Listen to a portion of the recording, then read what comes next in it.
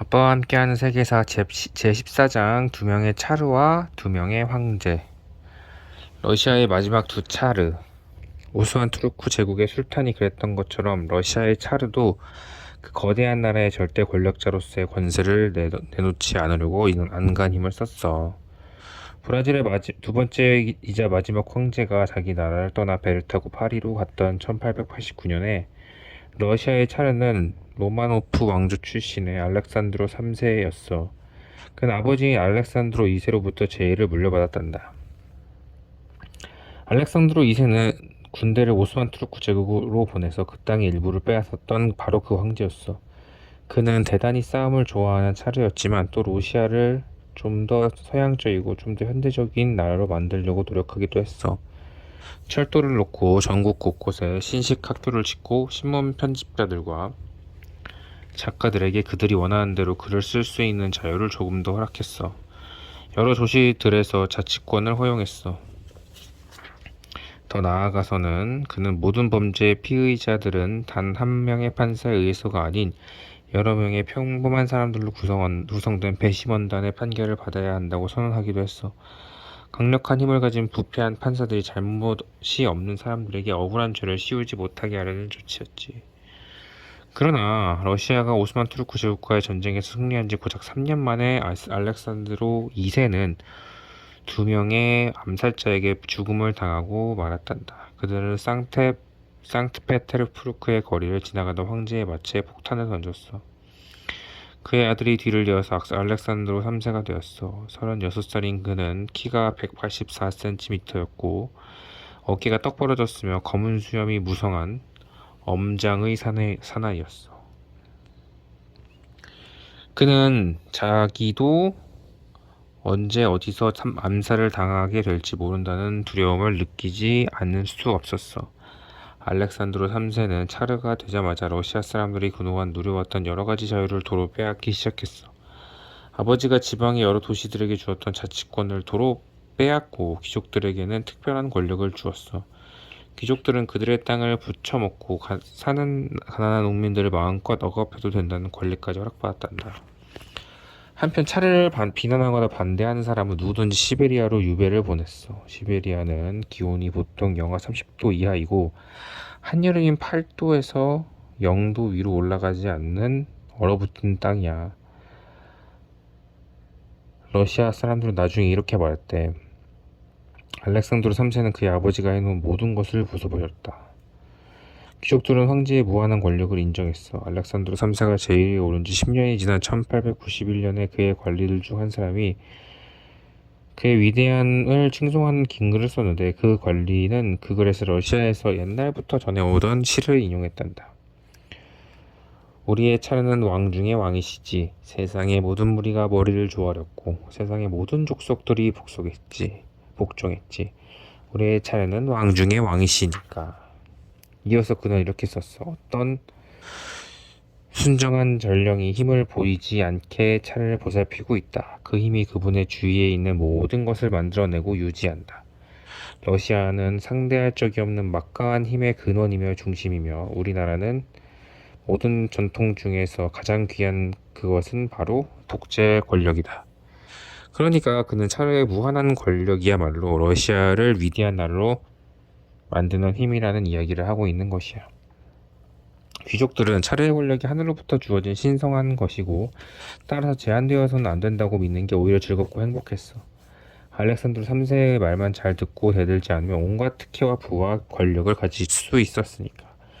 그런 만큼 가난한 백성들의 삶은 너무도 비참했단다. 천민들과 농부들과 노동자들에게 알렉산드로 3세는 잔인한 폭군일 뿐이었어. 발트해와 흑해 사이에 어느 유대인 마을에서 살았던 러시아의 작가 메리안티는 어린아이들까지도 알렉산드로 3세의 잔인성을 알고 있었지만 경찰이 두려워서 아무도 대놓고 비난할 수 없었다고 썼단다.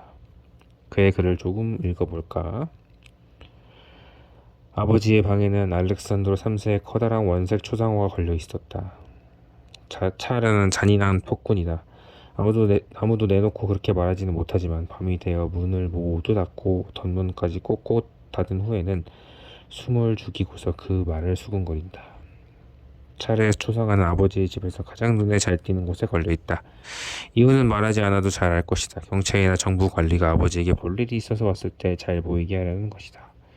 차례는 우리에게 늘 무슨 명령을 내려보낸다. 이것은 해도 되고 저것은 하면 안 된다고 사사건건 간섭하고 명령하는데 사람들은 그저 평생 동안 세금이나 바치다가 죽는 것 말고는 마음대로 할 수 있는 게 거의 없다. 딱 한 가지 차례가 우리에게 허락한 것이 있다면 그것은 그를 사랑하고 존경하라는 것이다. 교회에서는 반드시 차례가 건강하고 오래 살기를 비는 기도를 올려야 하고 그러지 않았다가는 경찰서장이 그 교회의 문을 닫아버린다.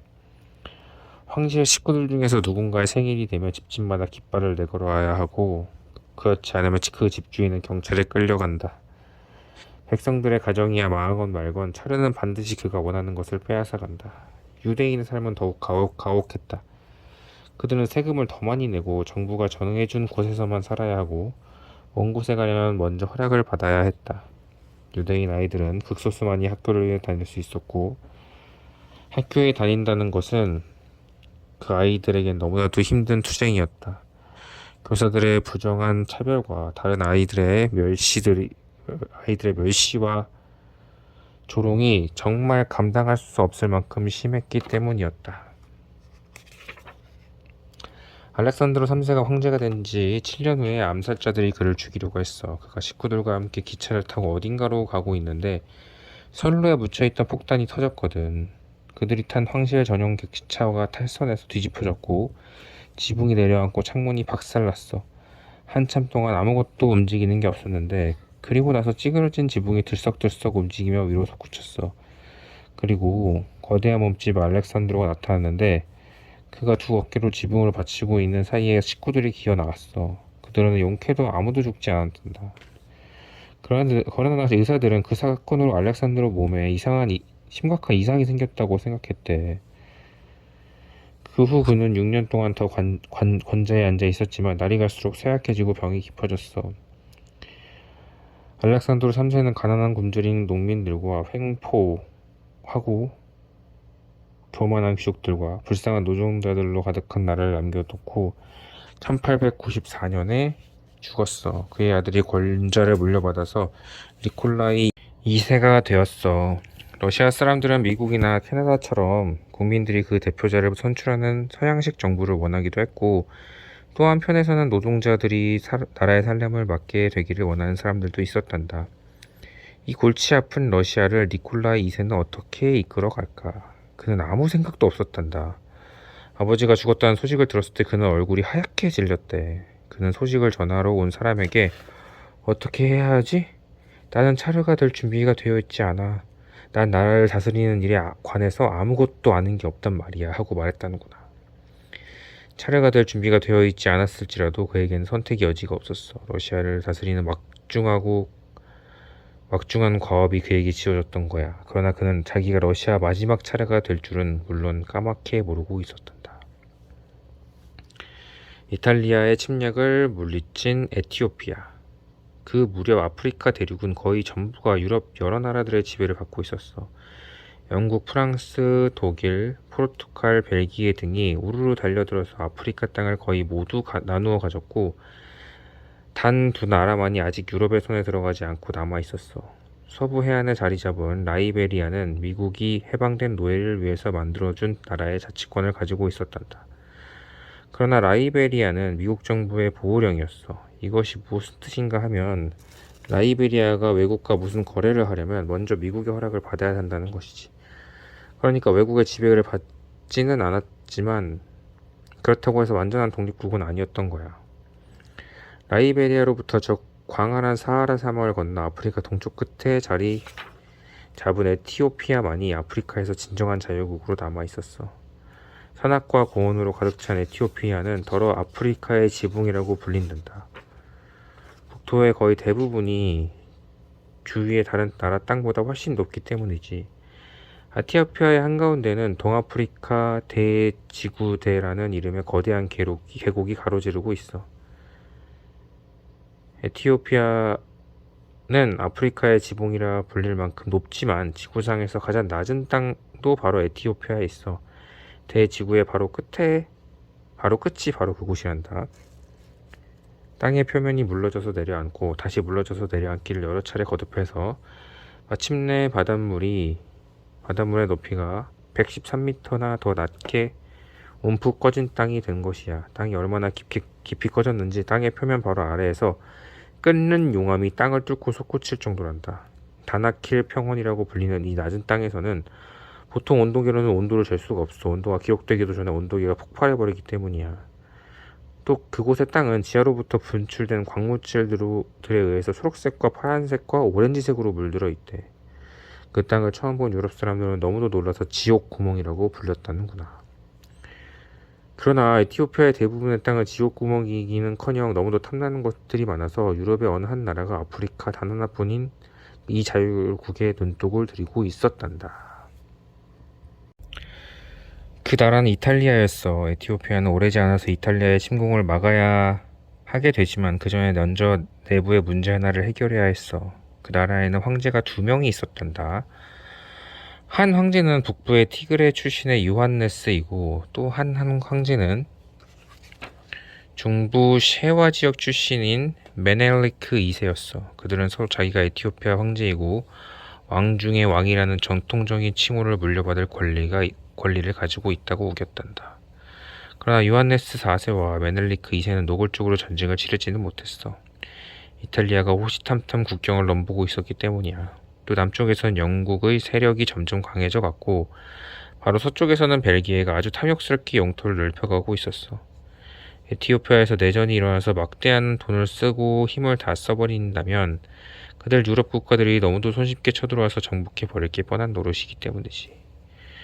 요한네스와 메넬리크는 제각기 유럽 나라들과 동맹관계를 맺고 있었어. 요한네스는 영국군의 지원을 받아서 그 이전의 황제를 쫓아내고 권좌에 앉았고 메넬리크는 이탈리아와 프랑스로부터 무기를 사들이고 있었어. 그는 무기를 좀 더 싼 값에 사려고 에티오피아의 기독교 목사들을 그 두 나라에 보내서 협상하게 하기도 했단다. 요한네스와 메넬리크는 그들이 유럽 나라들과 맺는 동맹이 오히려 에티오피아가 그들에게 잡아먹히는 빌미가 될 수도 있다는 걸 잘 알고 있었어. 그래서 그들은 서로 거래를 했어. 왕 중의 왕이라는 전통적인 칭호를 요한네스가 가지고 대신에 메넬리크는 에티오피아 중부지방의 왕이 된다고 하는 것이었지. 또 그들은 또 유럽 군대가 쳐들어온 다음에 힘을 합쳐서 서로 싸우기로 했단다. 요한네스는 왕 중의 왕으로서 나라를 다스리는 동안 이집트의 침공을 막아냈어. 한편 요한네스와 메넬리크는 서로 정중하게 대하면서 각자의 영토를 잘 다스려 나갔어. 물론 속으로는 상대를 거꾸러뜨리기 위한 계략을 꾸미고 있었지. 상대가 절대 놓지 못하게 늘 조심하면서 말이야. 그들은 무기를 싼 값에 사기 위해서 이탈리아와 영국 군대의 장교들과 거래를 했어. 그리고 제발 아무 때든지 상대가 그만 죽어버렸으면 좋겠다고 빌었단다. 1889년 메넬리크의 소원이 이루어졌어. 요한네스가 군대를 이끌고 서쪽으로 가서 싸우다가 총탄에 맞아 죽었어. 그는 숨을 거두기 전에 내 아들에게 왕위를 물려주시오라고 말했대. 그러나 메넬리크는 요한네스의 아들이 왕중의 왕이 되는 것을 두고 볼 생각이 없었어. 요한네스가 죽었다는 소식을 듣자마자 그는 대번에 이제부터는 자기가 황제라고 선언했어. 요한네스의 군대는 그간 죽은 뒤 대오가 완전히 흩어져 버려 메넬리크를 막을 힘이 없었어. 메넬리크는 이탈리아로부터 나라를 지키려고 애쓰는 데부터 통치를 시작했어. 요한네스 4세가 죽은 지 불과 몇 달 후에 메넬리크는 이탈리아 사람들과 한 가지 거래를 했는데 이탈리아가 에티오피아의 독립을 존중해 준다면 해변의 작은 지역을 이탈리아의 식민지로 내주겠다고 약속하는 내용이었어. 그러나 메텔리크는 감쪽같이 속았다는 걸 몰랐어. 이탈리아와 주고받은 계약서 내용이 서로 달랐던 거야. 메넬리크가 보관하는 에티오피아어로 쓰인 계약서에는 메넬리크가 다른 나라와 거래를 할 때 그가 원하는 경우 이탈리아 사람들에게 조언을 구할 수 있다는 내용이 쓰여 있었어. 그런데 이탈리아어로 쓰인 계약서에는 메넬리크가 다른 나라와 거래를 할 때 반드시 이탈리아의 허락을 받아야 한다고 쓰여 있었던 거야. 이 계약이 에티오피아를 이탈리아의 보호령으로 만들어버렸어. 에티오피아도 라이베리아처럼 완전한 자주국이 아닌 나라가 되었어. 이탈리아 사람들은 이 계약서의 사본을 영국과 벨기에에 보관했어. 이제부터는 이탈리아가 에티오피아를 관리하게 되었다는 것을 증명하는 것이었지. 메넬리크가 영국의 빅토리아 여행에 호소했지만 그녀는 들은 척도 하지 않았어. 유럽의 여러 나라들은 서로의 영토에 대해서 절대로 간섭하지 않기로 이미 약속이 되어 있었기 때문이지. 메넬리크는 한 가지 방법만이 남아있어서 그 계약을 무효로 하기 위해서 전쟁을 치르는 게 그것이었지. 이탈리아의 군대는 메넬리크가 이탈리아에게 식민지로 내어준 땅에 상륙해서 에티오피아로 진격했어. 그들은 그대나 저항을 받지 않을 것이라고 생각했어. 이탈리아 병사의 수는 15,000명을 밑도는 상태였거든. 하지만 메넬리크는 단단한 채비를 한 채 적을 기다리고 있었어. 유럽의 무기 상인들에게 상하를 주고 현대적인 무기를 사들여 가지고 있었는데 그 무기로 무장한 수가 10만 명에 이르렀단다. 아두와라는 곳에서 에티오피아 군대를 만난 이탈리아군은 질겁했어. 병력이 5대1 이상으로 열세인 거야. 또 그들은 잘못 그려진 지도를 가지고 있었기 때문에 숨을 곳도 찾지 못했어. 엄청난 숫자의 적군을 피해서 달아날 길도 찾을 수가 없었어. 전투가 시작되었을 때 거센 비바람이 몰려와서 이탈리아군은 더욱 걷잡을 수 없는 혼란에 빠졌어. 이탈리아군은 거의 4분의 3이 죽었고 나머지는 달아났어. 메넬리크의 병사들이 그들을 추격했지만 메넬리크가 도로 불러들였어. 이탈리아군의 패전병들이 해변으로 돌아가도록 내버려 두었지만 보낸 병사의 고작 4분의 1만이 살아온 것을 보면 이탈리아 사람들이 너무도 놀라서 다시는 공격할 엄두조차 내지 못할 거라고 계산했던 거야. 정말로 그렇게 되었어. 로마의 이탈리아 정부가 에티오피아의 독립을 인정하는 진짜 조약을 맺자고 나왔거든. 메넬리크는 또 영국과 프랑스와도 비슷한 조약을 맺었어. 그래서 이제는 그 세 나라가 서로를 감시하게 되었어. 이탈리아나 영국이나 프랑스 중에서 어느 한 나라가 에티오피아를 침공하려고 들면 다른 두 나라가 막기로 약속했던 것이지. 어느 나라도 다른 나라가 아프리카에서 세력을 더 넓히기를 원하지 않았던 거야. 1896년 아두아의 전투는 아프리카 나라가 유럽의 침략군과 싸워서 물려친 유일한 전투였어. 에티오피아는 아프리카에서 자주를 유지했던 다 하나뿐인 나라가 되었고 메넬리크는 아프리카의 사자라는 별명을 얻게 되었단다. 끝.